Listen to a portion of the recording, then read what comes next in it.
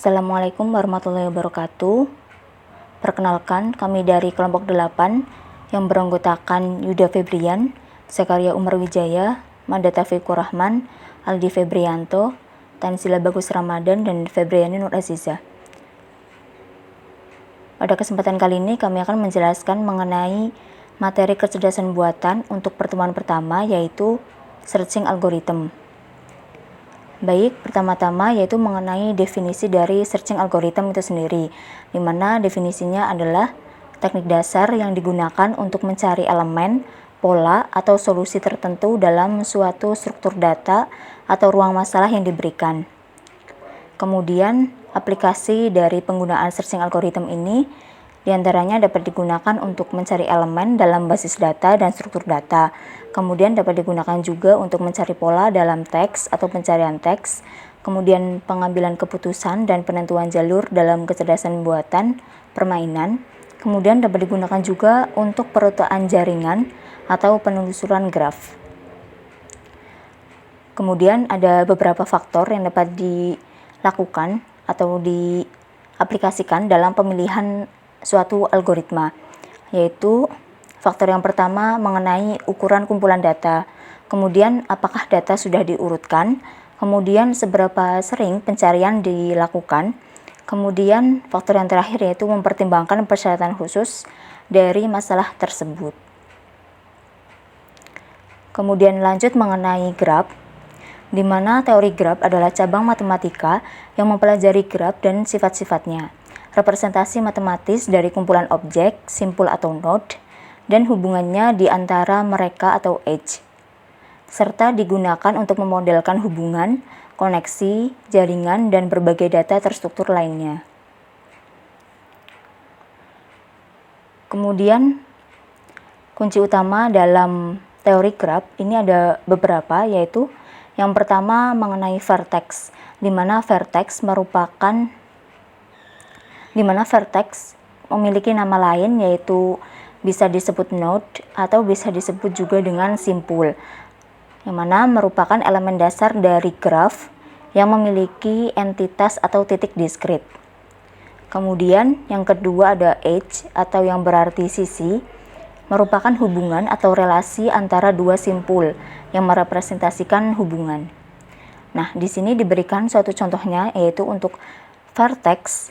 Dalam gambar ini diwakili oleh huruf V, yaitu ada V1, V2, V3, V4, dan V5. Kemudian untuk edge ini diwakili dengan huruf E. Ada E1, E2, E3, E4, E5, E6, E7. Jadi dalam gambar ini terdapat 5 vertex atau 5 node atau 5 simpul, kemudian terdapat juga 7 edge atau 7 sisi. Kemudian yang ketiga ada weighted edge, di mana merupakan edge yang memiliki bobot, yaitu memiliki pengertian sebagai edge dengan nilai numerik terkait atau bobot yang sering digunakan untuk mewakili biaya, jarak, atau kekuatan dari hubungan itu sendiri. Kemudian, karena ada weighted edge, maka ada unweighted edge, di mana edge tanpa nilai numerik terkait dengan bobot, kekuatan hubungan antar edge dianggap sama. Nah, di sini diberikan satu gambar yang merepresentasikan weighted edge dan unweighted edge. Yang pertama, untuk graf yang tidak memiliki nilai bobot di sekitar sisinya itu dianggap unweighted edge. Kemudian untuk gambar di sebelahnya yang memiliki nilai bobot seperti 60, 20, 10, itu merupakan dari bobot edge tersebut. Nah, itu disebut weighted edge. Lanjut yang kelima ada directed edge, yaitu edge yang memiliki arah, di mana hubungannya memiliki arah yang ditentukan. Kemudian ada undirected edge, yaitu edge yang tidak memiliki arah dan hubungan antara simpul bersifat dua arah. Nah, untuk kedua contoh edge ini direpresentasikan oleh gambar di bawahnya, yaitu ada gambar yang sebelah kiri mengenai undirected, di mana gambar ini terdiri dari edge yang tidak memiliki arah. Jadi edge-nya hanya diwakili oleh suatu garis yang menghubungkan antar vertex. Karena tidak ada arah, maka untuk undirected edge ini arahnya dianggap berlaku untuk bolak-balik. Kemudian yang kedua ada directed, diwakili oleh gambar yang sebelah kanan, di mana di penyusunnya terdiri dari edge yang memiliki arah. Contohnya ada edge dari C ke B, ini arahnya ke B, kemudian ada A ke C, ini bolak-balik, ada dua arah panah. Nah, jadi di suatu graf ini ada edge yang berlaku untuk satu arah, ada yang berlaku untuk dua arah. Kemudian untuk yang undirected ini semuanya dianggap dua arah. Kemudian yang ketujuh mengenai cyclic graph, di mana merupakan graph yang memiliki setidaknya satu siklus, yaitu lintasan yang dimulai dan berakhir di simpul yang sama, melewati vertex dan edge yang lainnya. Ini diwakili oleh gambar di atasnya, yaitu ada suatu graph, di mana untuk edge yang tebal ini merupakan cyclic graph, karena edge-nya ini arahnya membentuk suatu siklus yang memutar. Kemudian yang kedelapan ada acyclic graph, di mana graph tanpa siklus sering digunakan untuk mewakili hubungan atau ketergantungan hierarkis.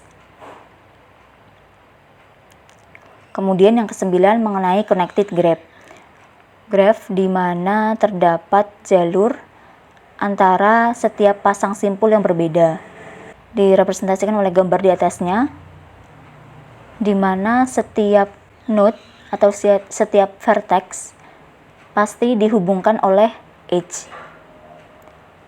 Artinya semua nodes ini terkoneksi. Kemudian yang ke-10 yaitu disconnected graph, yaitu graph dengan komponen terisolasi atau subgraph yang tidak memiliki koneksi di antara mereka. Contohnya ada gambar di bawahnya, yaitu terdiri dari graph, di mana graph tersebut terdiri dari 3 komponen yang berbeda. 3 komponen karena antar komponen ini tidak dihubungkan oleh nodes. Kemudian yang ke-11 ada path, merupakan sekuensi vertex yang terhubung oleh edge, mewakili serangkaian titik yang saling terhubung, di mana nama lain dari path merupakan sirkuit. Kemudian yang ke-12 yaitu ada cycle, merupakan path tertutup dalam graph, di mana vertex awal dan akhirnya sama. Kemudian yang 13 ada degree, merupakan edge yang terhubung ke suatu vertex.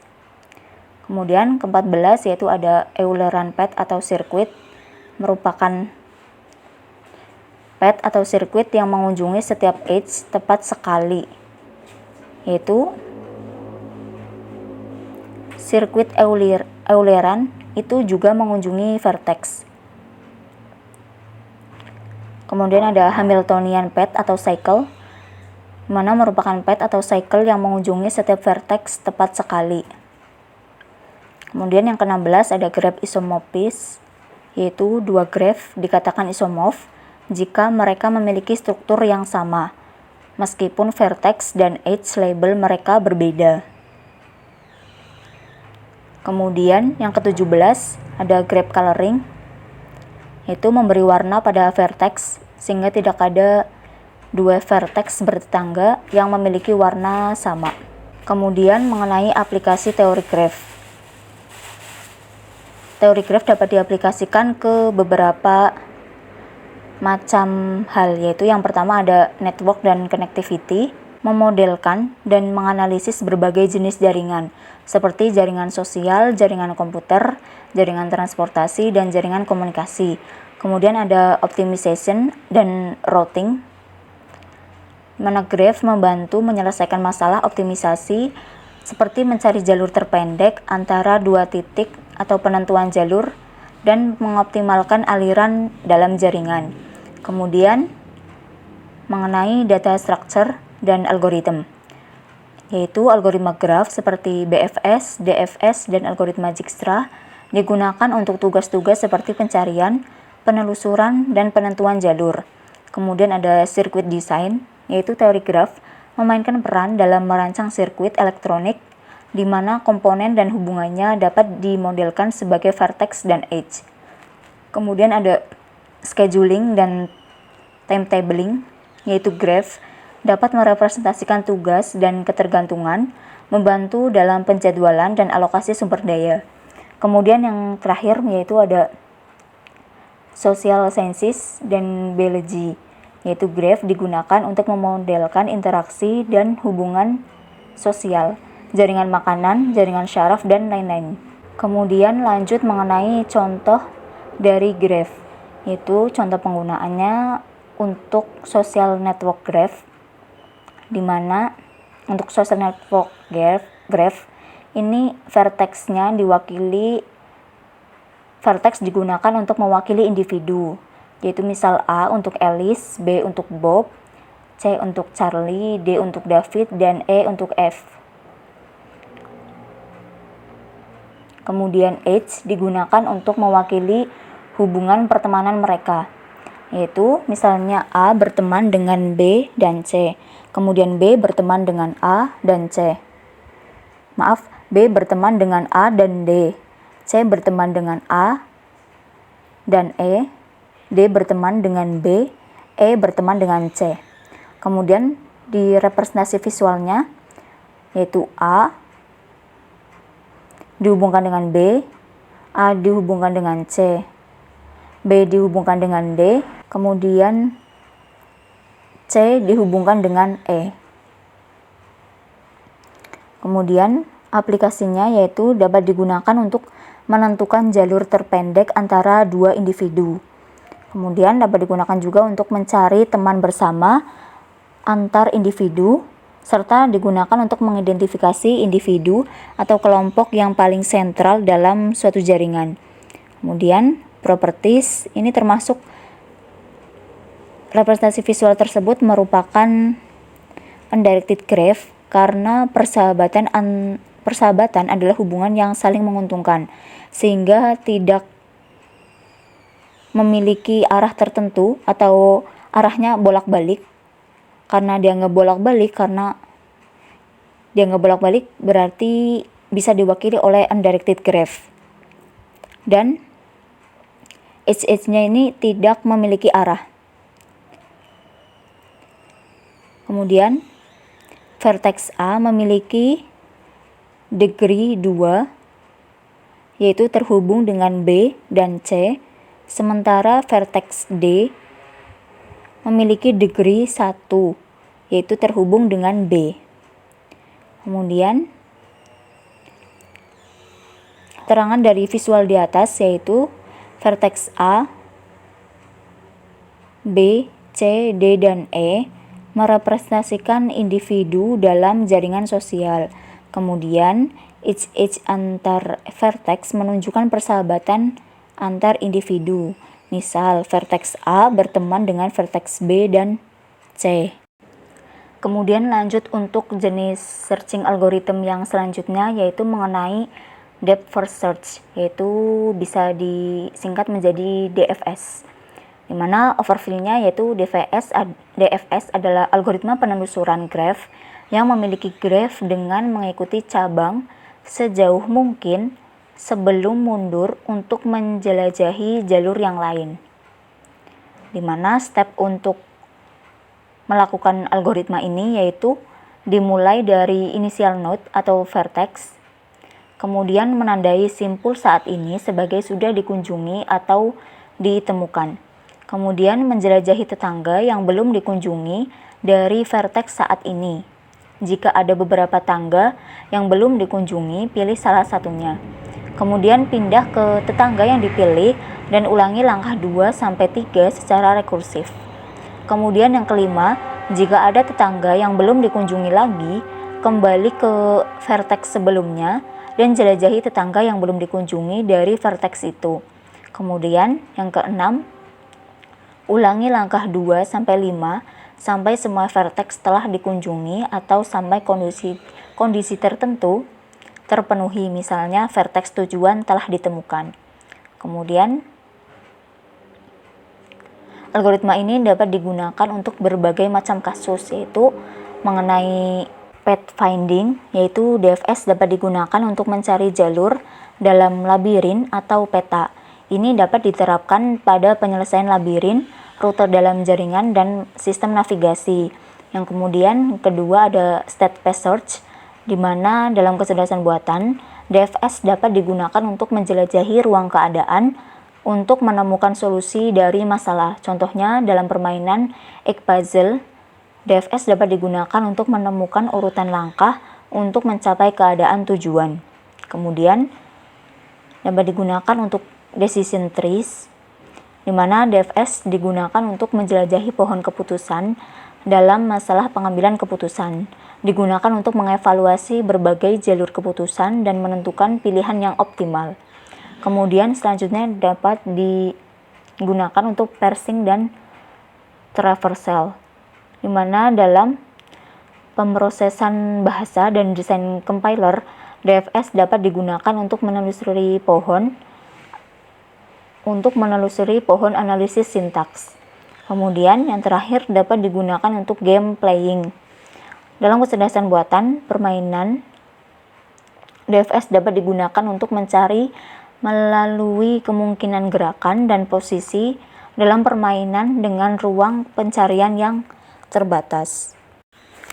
Kemudian lanjut mengenai kelebihan dari algoritma ini, yaitu memori efisiensi, di mana DFS biasanya membutuhkan lebih sedikit memori dibandingkan dengan BFS atau breadth first search, karena hanya perlu menyimpan simpul-simpul pada jalur saat ini.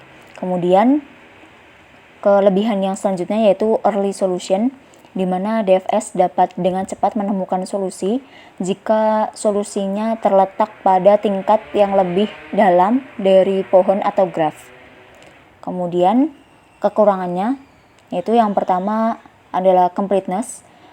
DFS mungkin tidak menemukan solusi optimal jika ruang pencariannya besar dan solusi terletak jauh di dalam pohon. Ia bisa terjebak menjelajahi jalur yang panjang sebelum kembali mundur. Kemudian can be stuck, yaitu DFS bisa mudah terjebak dalam loop yang tak berujung dan jalur non-terminating dalam graph dengan siklus. Kemudian diberikan contoh graph untuk contoh penggunaan algoritma DFS, di mana graph terdiri dari vertex A yang terhubung dengan vertex B dan vertex C, kemudian vertex B terhubung dengan vertex D dan vertex E, kemudian vertex C terhubung dengan vertex F, kemudian vertex D tidak terhubung dengan vertex manapun, kemudian vertex E terhubung dengan vertex F, kemudian vertex F tidak terhubung dengan vertex manapun. Kemudian untuk penulisan graph di dalam Jupyter Notebook untuk bahasa Python dapat dilihat di gambar di sebelahnya. Kemudian di gambar sampingnya terdapat contoh coding untuk membuat algoritma DFS di Jupyter Notebook bahasa Python, yaitu dimana visited set ini mendefinisikan sebuah himpunan kosong, yaitu set yang akan digunakan untuk melacak simpul-simpul yang telah dikunjungi selama pencarian DFS. Kemudian DFS visited graph 1 node, yaitu mendefinisikan sebuah fungsi yang bernama DFS yang akan melakukan pencarian DFS pada graph. Kemudian if node not in visited, yaitu memeriksa apakah simpul saat ini atau node belum dikunjungi. Jika belum, maka langkah-langkah berikutnya akan dieksekusi. Kemudian print node, yaitu mencetak nama simpul yang sedang dikunjungi. Kemudian visited add node, yaitu menambahkan simpul yang sedang dikunjungi ke dalam himpunan visited, menandai bahwa simpul tersebut telah dikunjungi. Kemudian for neighbor in graph 1 satu node, yaitu memulai iterasi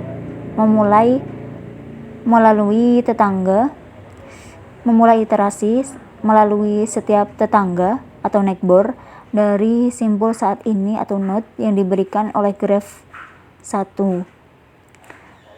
Kemudian DFS visited graph 1 neighbor itu melakukan pemanggilan rekursif terhadap fungsi DFS untuk menjelajahi tetangga dari simpul saat ini.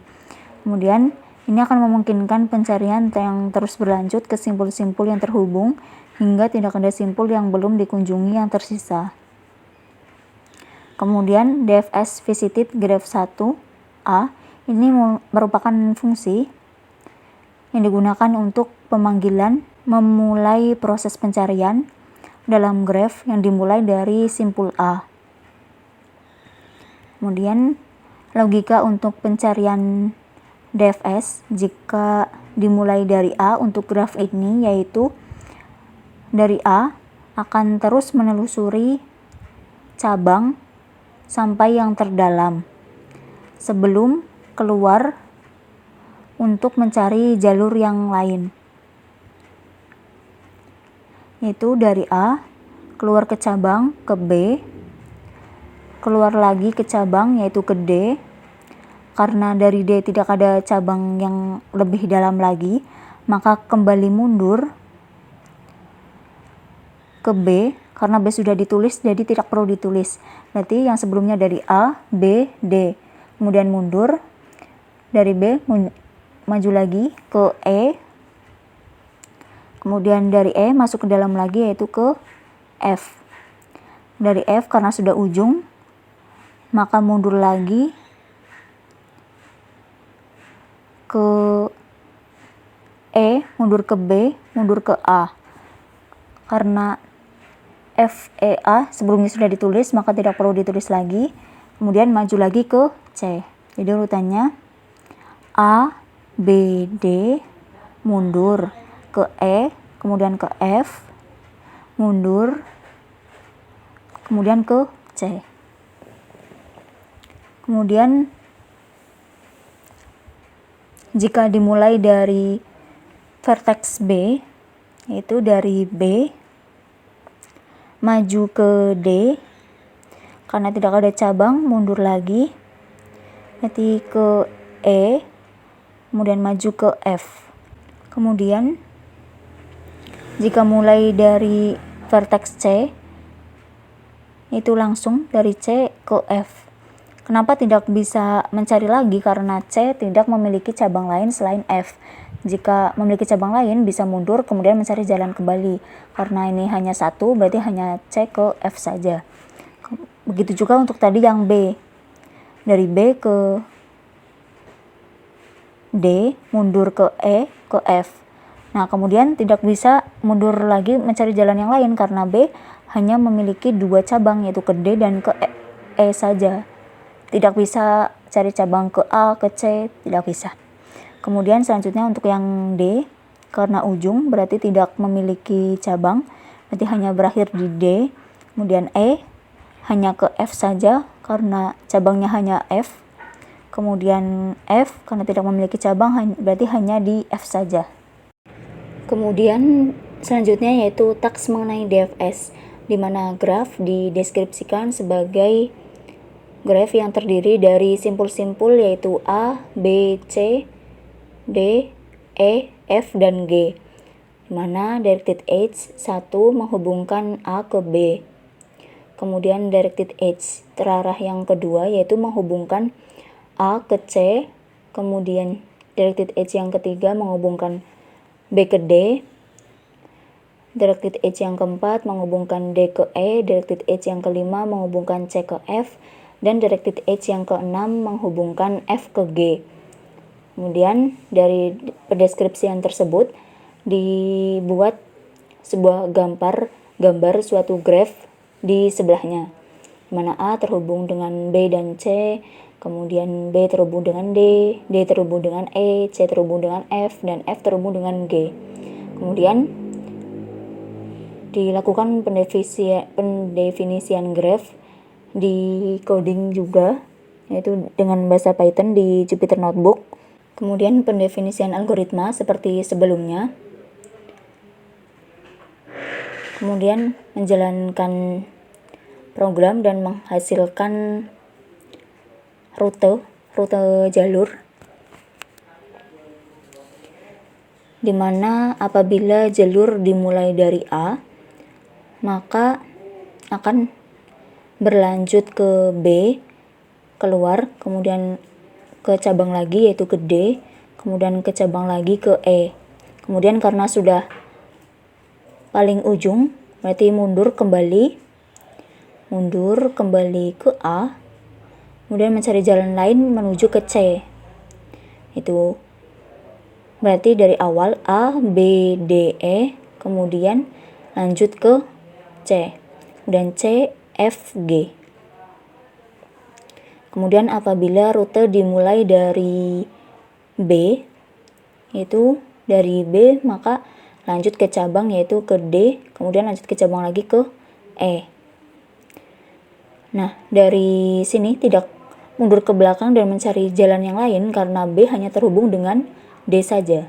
Kemudian apabila jalur dimulai dari C, maka graph akan lanjut maju ke dalam yaitu ke F, kemudian lanjut ke cabang lagi ke G.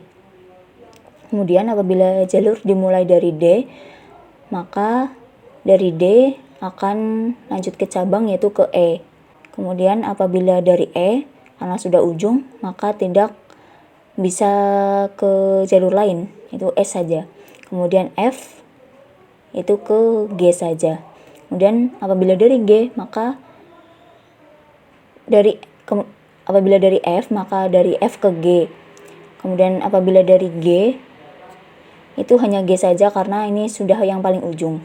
Kemudian selanjutnya yaitu mengenai breadth first search, yaitu overview-nya yaitu BFS adalah algoritma penelusuran graph yang menjelajahi graph secara berurutan dari satu tingkat ke tingkat berikutnya, dimulai dari simpul awal dan bergerak keluar secara berurutan. Ini menjelajahi semua tetangga dari suatu simpul sebelum beralih ke tetangga-tetangga mereka. Kemudian langkah untuk melakukan algoritma ini yaitu yang pertama mulai dari node atau vertex awal, kemudian yang kedua memasukkan node awal ke dalam antrian, kemudian menandai node saat ini sebagai sudah dikunjungi atau sudah ditemukan, kemudian keluarkan node dari depan antrian, kemudian menjelajahi semua tetangga yang belum dikunjungi dari node yang dikeluarkan. Jika ada beberapa tetangga yang belum dikunjungi, masukkan mereka ke antrian.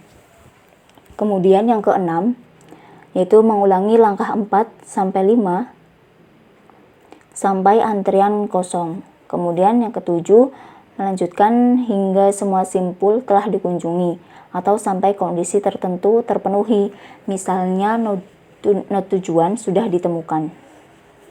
Kemudian untuk contoh penggunaan kasus algoritma ini yaitu bisa digunakan untuk shortest path finding, yaitu BFS digunakan untuk mencari jalur terpendek antara dua node dalam unweighted graph atau grids. Ini memastikan bahwa jalur terpendek ditemukan sebelum menjelajahi jalur yang lebih panjang. Kemudian yang kedua ada state space search. Dalam kecerdasan buatan, BFS dapat digunakan untuk menjelajahi ruang keadaan untuk menemukan solusi dalam berbagai tugas penyelesaian masalah. Kemudian yang ketiga ada network routing, yaitu BFS dapat digunakan untuk menemukan rute atau jalur dalam jaringan, seperti jaringan komputer atau jaringan transportasi. Kemudian ada web crawling, yaitu BFS digunakan oleh mesin pencari dan pengindeks web untuk menemukan dan mengindeks halaman web, memastikan penjelajahan yang sistematis dan lengkap dari halaman-halaman yang saling terhubung. Kemudian yang kelima ada social network analysis, yaitu BFS dapat digunakan untuk menganalisis struktur jaringan sosial dan menemukan hubungan antara individu-individu. Kemudian selanjutnya yaitu mengenai kekurangan dan kelebihan dari algoritma BFS ini. Yaitu untuk kelebihannya yang pertama ada optimal solution, yaitu BFS menjamin menemukan jalur terpendek dari unweighted graph atau tree.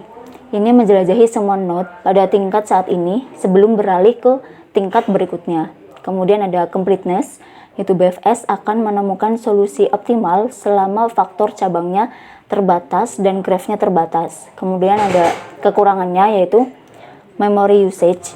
BFS mungkin mengkonsumsi sejumlah besar memori, terutama dalam graf dengan faktor cabang tinggi dan kedalaman besar. Kemudian ada time complexity, di mana dalam skenario terburuk BFS bisa memakan waktu lama jika solusi terletak dalam graf yang dalam. Jika perlu menjelajahi semua simpul pada setiap tingkat. Kemudian selanjutnya diberikan satu contoh graf untuk penggunaan algoritma BFS, di mana graf didefinisikan dengan vertex A yang terhubung dengan vertex B dan vertex C, kemudian vertex B terhubung dengan vertex D dan vertex E, kemudian vertex C terhubung dengan vertex F, kemudian vertex D tidak terhubung dengan vertex manapun, kemudian vertex E terhubung dengan vertex F, dan yang terakhir vertex F tidak terhubung dengan vertex manapun. Kemudian pendefinisian atau pendeskripsian graf ini dituliskan dalam bahasa Python di Jupyter Notebook. Kemudian pendefinisian atau pengkodingannya dapat dilihat di gambar di sebelahnya.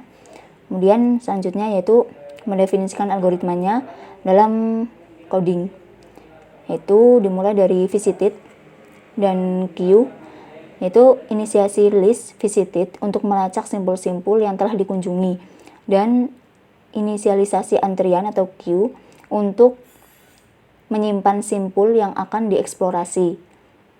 Kemudian ada def BFS atau visited graph 1 node, yaitu mendefinisikan fungsi BFS yang akan menjalankan program BFS pada graph. Kemudian ada visited atau append node, visited append node, dan queue append node, yaitu menandai simpul awal node sebagai sudah dikunjungi dan menambahkannya ke dalam antrian untuk memulai pencarian. Kemudian ada while queue, yaitu memulai loop yang akan berjalan selama antrian tidak kosong. Kemudian ada T queue pop, yaitu mengambil simpul pertama pada antrian untuk dieksplorasi selanjutnya dan menghapusnya dari antrian. Kemudian ada print T end, itu mencetak simpul yang sedang dieksplorasi. Kemudian ada for neighbor in graph 1, yaitu iterasi melalui tetangga-tetangga dari simpul yang akan dieksplorasi. Kemudian ada if neighbor not in visited, yaitu memeriksa apakah tetangga belum dikunjungi. Kemudian ada visited append neighbor, yaitu menandai tetangga sebagai sudah dikunjungi dengan menambahkannya ke dalam list visited. Kemudian ada queue append neighbor, yaitu menambahkan tetangga yang belum dikunjungi ke dalam antrian untuk dieksplorasi lebih lanjut secara lebar.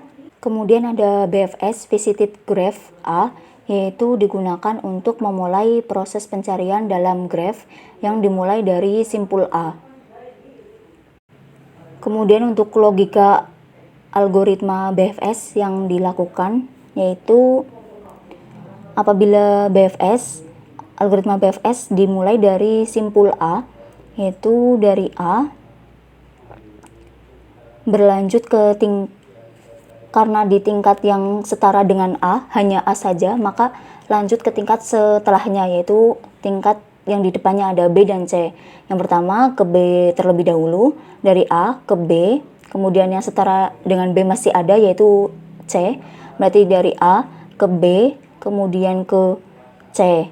Kemudian dari tingkat yang kedua ini sudah tidak ada lagi, maka berlanjut ke tingkat yang setelahnya, yaitu berlanjut ke D, berlanjut ke E, dan berlanjut ke F. Berarti urutannya untuk algoritma BFS jika dimulai dari simpul A, yaitu dari A, B, C, D, E, dan F. Kemudian apabila algoritma BFS dimulai dari simpul B, maka dari B lanjut ke D, kemudian lanjut ke E dan F. Kemudian apabila dari C, yaitu lanjut ke F, kenapa dari B tidak mencari yang setara terlebih dahulu? Untuk yang sebelumnya, jika dimulai dari B, ini lanjut ke D. Kenapa tidak terlebih dahulu mencari yang setara dengan tingkat B, yaitu ada C, karena B tidak memiliki cabang ke C. Jadi dari B lanjut ke D, E, F. Kemudian dari C hanya memiliki satu cabang, yaitu ke F, maka langsung ke F. Tidak punya cabang di tingkat yang setaranya, jadi langsung ke F. Kemudian apabila dimulai dari simpul D, karena simpul D tidak memiliki cabang, maka hanya berakhir di D. Kemudian apabila dimulai dari simpul E, karena memiliki cabang ke F, berarti langsung ke F saja. Kemudian apabila dimulai dari F, karena tidak punya cabang, maka hanya berakhir di F saja. Kemudian lanjut untuk tugas yang BFS, yaitu didefinisikan terdapat sebuah graf yang terdiri dari simpul-simpul, yaitu simpul A, B, C, D, E, F, dan G, di mana terdapat directed edge 1 yang menghubungkan A ke B. Kemudian ada directed edge yang kedua yang menghubungkan B ke C, kemudian directed edge yang kedua menghubungkan B ke D, kemudian directed edge yang keempat menghubungkan D ke E, kemudian directed edge yang kelima menghubungkan D ke F, dan yang terakhir directed edge yang keenam menghubungkan E ke G. Kemudian dari pendeskripsian tersebut dibuat sebuah gambar yang terlihat di gambar di sebelahnya. Kemudian setelah itu mendefinisikan graf tersebut dalam program Jupyter Notebook dengan bahasa Python. Untuk contoh programnya dapat dilihat di gambar yang sebelahnya. Kemudian selanjutnya yaitu membuat algoritma BFS di Python dengan penjelasan yang sama seperti sebelumnya. Kemudian selanjutnya membuat fungsi pemanggilan algoritma BFS apabila dimulai dari vertex A. Yang pertama, apabila dimulai dari vertex A, itu karena tidak ada yang setara, maka lanjut ke luarnya, yaitu ke B. Kemudian karena tidak ada yang setara dengan B, maka lanjut ke C, lanjut keluar. Kemudian karena tidak ada setara, karena ada yaitu yang setara dengan C, itu maka kembali ke D. Dari A, B, C, D. Kemudian setelah ini tidak ada yang setara lagi, lanjut keluar yaitu ke E. Kemudian masih ada yang setara yaitu F. Kemudian dari F baru lanjut ke keluarnya ke tingkat selanjutnya yaitu ke G. Kemudian selanjutnya apabila dimulai dari simpul B, itu dari B lanjut ke, karena tidak ada yang setara, maka lanjut ke tingkat selanjutnya yaitu ke C. Kemudian karena masih ada yang setara yaitu D, maka lanjut ke D. Kemudian karena tidak ada setara yang lagi, maka lanjut keluarnya yaitu ke E. Kemudian masih ada yang setara, lanjut ke F. Kemudian tidak ada yang setara, lanjut keluar yaitu ke G. Kemudian selanjutnya apabila dimulai dari vertex C, yaitu karena paling ujung, maka hanya berakhir di C saja. Kemudian apabila dimulai dari D, karena sudah tidak ada yang setara, karena C itu kan lebih rendah tingkatannya, maka karena tidak ada yang setara dengan D, maka lanjut ke tingkat selanjutnya yaitu ke E. Kemudian lanjut ke yang setara lagi yaitu yang F. Kemudian lanjut ke tingkat selanjutnya yaitu ke G. Kemudian apabila dimulai dari vertex E, itu hanya lanjut ke G saja. Nah, dari E, kenapa tidak lanjut ke F? Padahal E dengan F itu setara, karena E tidak memiliki cabang ke F. Jadi dari E langsung ke G saja. Kemudian dari F, karena hanya yang paling ujung, maka dari F hanya berakhir di F saja. Kemudian apabila dimulai dari G, seperti hanya F, karena ujung berarti dimulai dan diakhiri di G saja. Mungkin demikian yang dapat kelompok kami sampaikan. Kurang lebihnya mohon maaf. Wassalamualaikum warahmatullahi wabarakatuh.